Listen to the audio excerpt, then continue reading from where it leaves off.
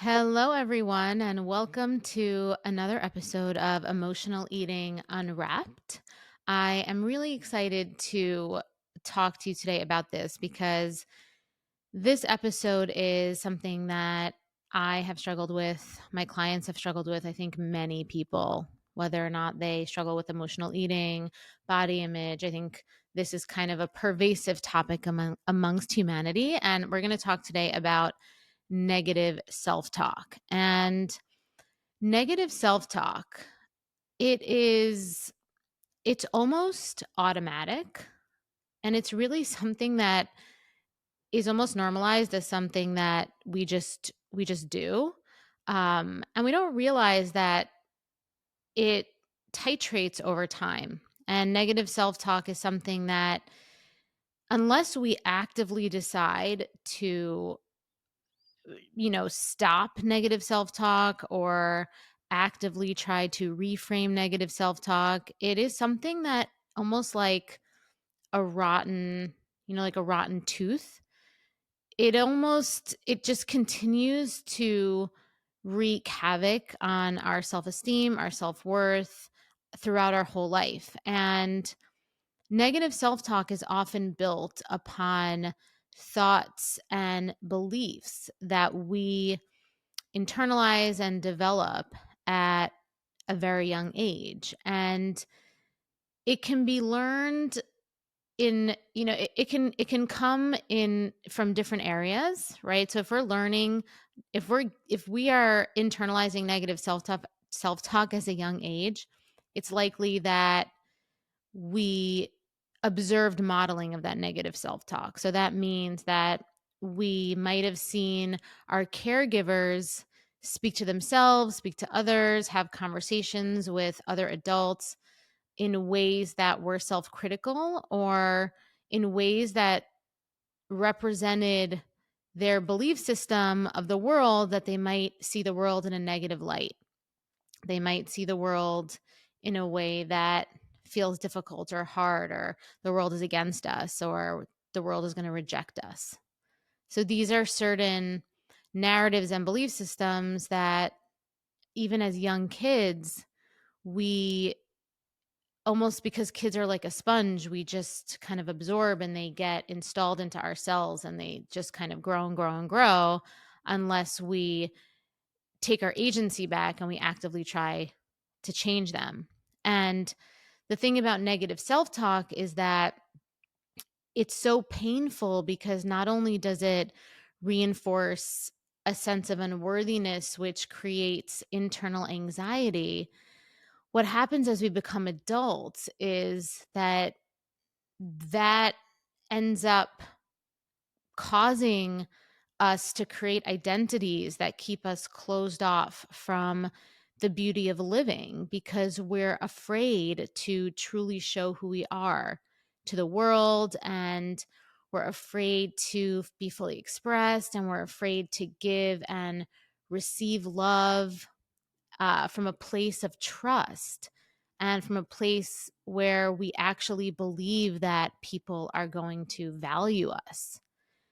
And what happens is, like I said before, over time, it becomes an ingrained autopilot, right? It becomes an ingrained narrative. It almost becomes something that we think is fact because it's like a path that we walk every day. These negative self talk, negative self beliefs, negative self affirmations. And it becomes etched over and over in our minds that it really becomes a subconscious thought process on a repetitive loop almost. And I want to share a personal story with you about negative self talk and my experience with negative self talk. And it's something that I only recently in the last couple of years really started to open up about, but I think, with you guys, I'm gonna share. I definitely want to be more open on the podcast, and in this type of content, I want to be able to normalize certain things and really just have you understand that I do this work because I've really been there and because I've really experienced a lot of this stuff, and a lot of what I teach and a lot of what I share comes from that. And for me, negative self-talk is still a brain pattern that I have to practice almost on the daily to overcome. And it started for me at a young age when I was actually bullied pretty badly by classmates in junior high school. Um, I was made fun of for my body, my personality, my talents. I heard people said I was like trying too hard. I was doing all these things. I had an ego. My body was made fun of. And it created a belief system that I wasn't good enough and that I needed to actually hide parts of myself to be liked. I actually had to close off. I had to hide parts of myself. And in tandem, there was also a high value placed on image in my upbringing, in the culture I was in the neighborhood I was in. There was a lot of value placed on image. I think it was also the times, like the 90s, 2000s, right? It was like Atkins, Friends, right? Like Jennifer Aniston and everyone. There's a lot of focus on body and fitness and thinness and all this stuff. And this value um, bred a lot of self criticism and insecurity. And I was often privy to, more adult women than me speaking negatively about their appearance. I'd hear them obsessing over food and directly associating their eating choices to their body love, to their body confidence, to the way that they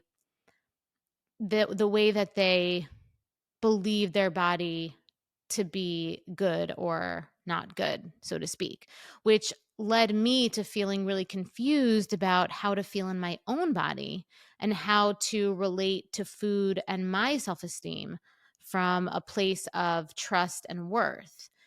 So, for example, because of the subconscious belief systems that I had about myself from the negative self talk that I internalized and observed, I spent 15 years from my late teens to my early 30s in an abusive relationship with food and my body, where I was literally on every diet, tried every exercise trend.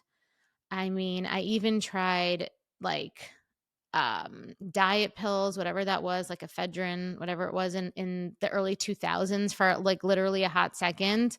Um, and even with all of that, I also, I actually was the heaviest I ever was in my life at almost 150 pounds on my 5'1" frame when I was in my early 20s. So I'm a pretty petite person um and I was at the highest weight in my early 20s like ever, as I was doing all these things, as all my mental energy was going towards obsessing over food, trying to hack the latest diet trend, trying Atkins, trying this, trying this exercise, just constantly, just my life was engulfed with this. And it took me years and years to untangle myself from the negative self talk and the confusion that I had in relation to my weight, my eating choices, and actually develop a value system around my self image and my self esteem and my self worth that is in alignment with who I am as an adult woman and what I know to be true for me. And what was true for me when I got really honest with myself was that, and this was hard to kind of accept, and I spent a bunch of years probably rejecting this truth, and it kept me stuck probably for longer than I needed to be, most likely.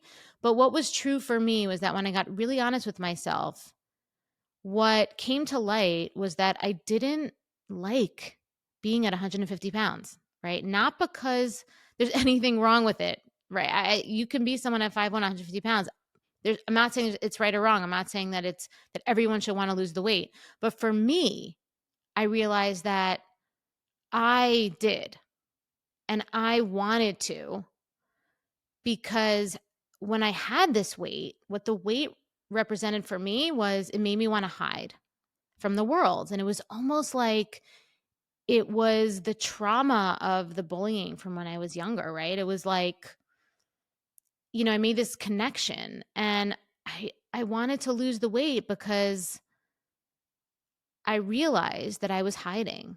And the weight kept me from being me. It kept me from experimenting with style because I hated how I looked in the mirror. So I had to pretend like I didn't like fashion, because if I liked fashion, um, and then I went to a store and tried on something that was fashionable and it didn't look good on me, then I'd have to deal with that. So I just would say, fashion's dumb.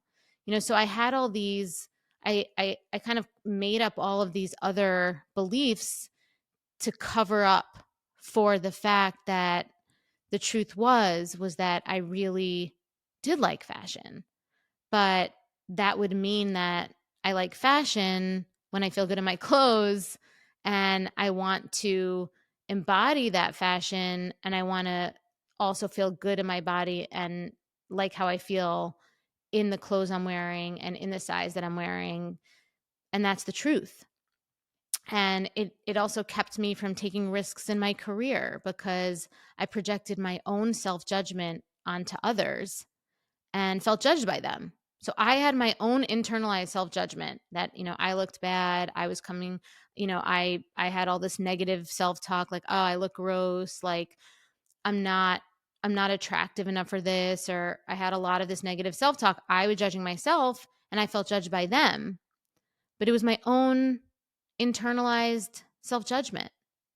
And it kept me from receiving love romantically because I was projecting my own internalized self rejection of myself and of my true desires and wants onto potential partners. And I would either get that evidence confirmed by getting rejected, usually by somebody who wasn't treating me well because I wasn't treating myself well and I wasn't being honest with myself. And or I just wouldn't even put myself out there at all. So self-rejection isn't just from saying isn't self-rejection isn't just rejecting how you look in the now. Self-rejection is actually rejecting your true wants. And so I had to accept that I truly wanted to lose the weight because of all of these reasons, right? Because it was covering up my ability to live in the world as my true self and just live lightly and freely and with fluidity. And when I was living this way, in this narrow way, living small and hiding, I felt really lonely. I felt, really a lot of heaviness, and it made me more focused on food and it made me more focused on weight. It didn't it didn't do anything positive for me. It was a vicious loop that I knew would only end when I developed a true sense of my own identity and anchored that with my own beliefs, behaviors, and standards. And what that looked like for me, and I just touched on this before, was accepting that I needed to be at a weight that when I put my clothing on, it felt easy. That when I put my clothing on, I love how I look. And that accentuates what I'm wearing, accentuates my personality. It's not that I'm more worthy now at a lower weight. I already was worthy before. It's just that it's about knowing myself and what I need to let myself feel secure and confident to be my fully expressed self and show up in the world as her. And that is my responsibility. And that is something that, I needed to do because I already knew that I was worthy somewhere deep down, but it was covered up by all the rest. And so I was just like, I need to take away the rest. And what that looked like for me was Also, never being on a diet or a version of a diet ever again. I eat whatever I want and I don't spend an ounce of brain power on calculations, logging, tracking, or whatnot. At this point in my life, and for the last decade, over a decade, every action I take with my eating and my physical activity, exercise, comes from a place of pure intuition and authentic intention. I don't do anything because it's what I should do. I don't do anything because I'm supposed to log this. I'm supposed to eat this much because this is what this program tells me I should do. I don't subscribe to that. And this is where I am now. And I'm at a weight where I feel empowered completely with no hangups about food at all. And my negative self-talk that used to drive the car of my life is now securely fastened in the back seat. Securely fastened in the back seat. Now, this isn't to say that I don't have weight fluctuations now and then, but I'm okay with those weight fluctuations. And that's also a success, to get to a place where you know what your fluctuation weights are, and that's fine. Right? And I'm not going to say that my negative self-talk never acts up, because she does. This is something that it's a continuous practice.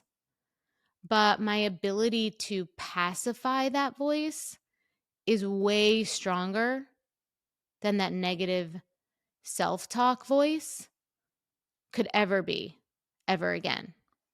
And so I tell you this truly personal story because I want you to know that in order to break free from these old beliefs, we have to consciously repattern our behavior.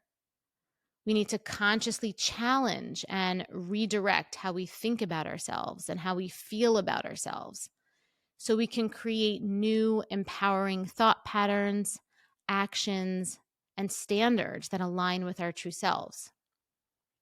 So, I want to look at how we can identify and understand these patterns and what they are really pointing to underneath. So, let's break down 3 of the most common negative self talk statements. And these are the ones that I had personally and hear from my clients and students on a regular basis. So, the first self talk statement is, I'll never succeed.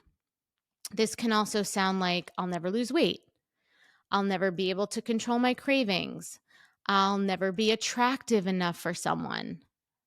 This thought pattern often stems from a deep fear of failure and self doubt. And it exists in our subconscious brain from a primitive urge to keep us safe by avoiding possibly edgy situations where we may have to try something new. But it can also severely hinder our potential for growth. The second statement is, I'll be stuck in dieting forever, right? So it can be like, oh my God, I'm going to be stuck in this forever. And this can also sound like, this is never going to work for me. I'll never get that job. No one will ever love me. I'll never fit into that dress. It's like future negativity. And this thought pattern is a deep rooted sense of unworthiness, but also a protective mechanism from putting ourselves out there. Imposter syndrome robs us of collecting the life experience we need to grow, the sense of self necessary to believe in ourselves and actually break free from these negative self narratives. And third, an extremely common self-talk statement is, I hate how I look. And this can also sound like deflecting compliments. Someone gives you a compliment, oh, you look amazing. Oh, no, I don't. Or, wow, that dress is amazing. Oh, yeah, I mean, something that, and then qualifying yourself, putting yourself down. Yeah, but I mean, I tried on this thing and everything looked bad on me, so I bought this dress. I don't know. I don't love it. Right? Something super negative. And this pattern is self-criticism. And it's often the hardest to repattern because it is so in the moment. Usually, this negative self-talk is an in the moment negative self-talk. And it's also the one usually buried deepest in the subconscious and can often be a mirror of how we were conversed with as children, how we observed others speaking to each other, or how we observed others speaking to themselves. So these three negative self-talk examples and their subsequent examples are unfortunately very familiar to us. But the thing about negative self-talk is, though it may not seem like it at its core, negative self-talk is actually something that can be reverse engineered to help us by acting as a window into our deepest desires. And recognizing this self-talk and then noticing what we say to ourselves and how it makes us feel is an amazing way to become more self-aware of what we're looking to change in our lives. So I like to say that self-talk, our self-talk, is the first layer of achieving our goals. It's the first layer of uncovering what our authentic goals are and how we can take the first step towards achieving them. So when we catch ourselves uttering phrases like, I'll never be able to succeed at this diet, it could really be an indicator of a deep yearning for change. So I'll never be able to succeed at this diet. It sounds like it's negative, but if we were to reverse engineer it, what it really is it actually is saying, I really want to succeed at this diet. I really want to succeed at this goal, right? It's I really want to succeed. There's a goal underneath that I want to get to. Whether that's a success and fulfillment at losing weight, or wanting to feel like food doesn't control your life, whether that, whatever that means for you, whether that is by you don't want food to control your life, whether that is giving into cravings and feeling guilty, or needing to analyze and calculate every morsel of food where there's no room to enjoy living. Those might be the goals you have. You might want to lose weight, and you just might want food not to control your life anymore, where you give into cravings and feel guilty, or you don't want food to control your life, where you have to feel like you're analyzing and calculating everything you eat all the time. And there's no room for spontaneity, for flexibility, for just feeling like food is B-roll in your life and you can just enjoy it and let it go. So usually people come into my framework when they're in this place of, I'll never be able to succeed at this. I had one client in particular who regularly would have these negative self-talk moments at certain stages of her journey. Ironically, it was often after she had a success milestone, like a vacation without overeating, or coming home from a stressful experience without a binge, or she even had like a weight loss success. She hit a weight loss milestone. And what we uncovered was that she so desperately wanted to succeed at achieving her goals that she put so much pressure on herself to be perfect, which led to self-doubt, which led to negative self-talk, which, when we dug into it even deeper, would lead to the self-sabotage that would be the evidence for her negative self-talk.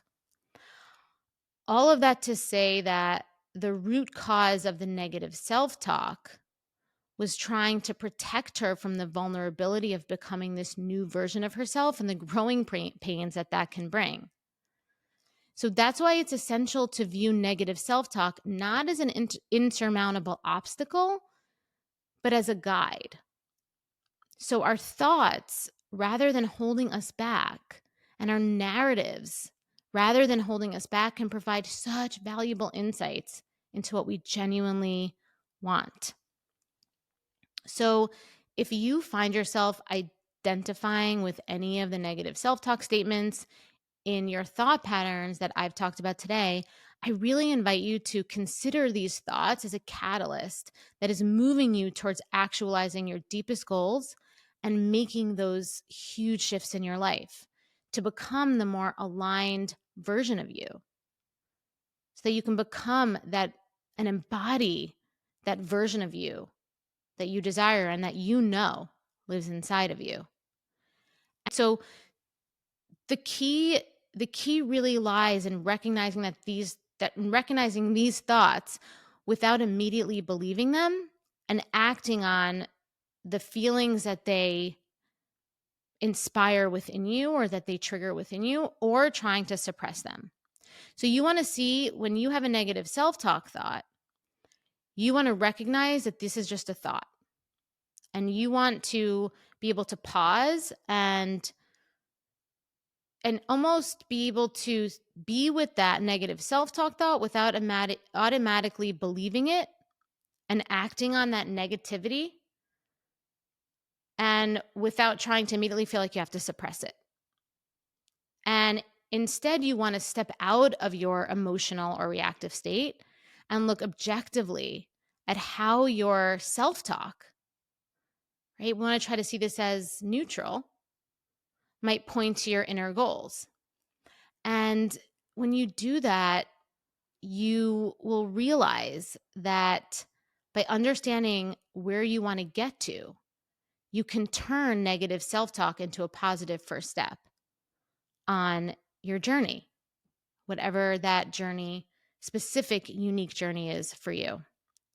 Thank you so much for listening. Thank you so much for being here. And if you're watching on YouTube, thank you so much for watching. And don't forget to join me again next week with another new episode about emotional eating so you can fall in love with eating, start losing weight, and keep it off with sustainable strategies and lasting change.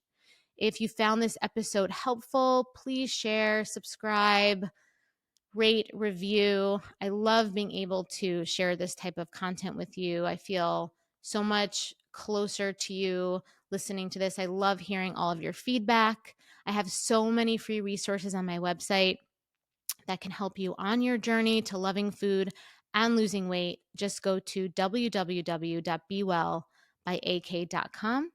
And until next time, I'm Alana, and thank you for listening to Emotional Eating Unwrapped.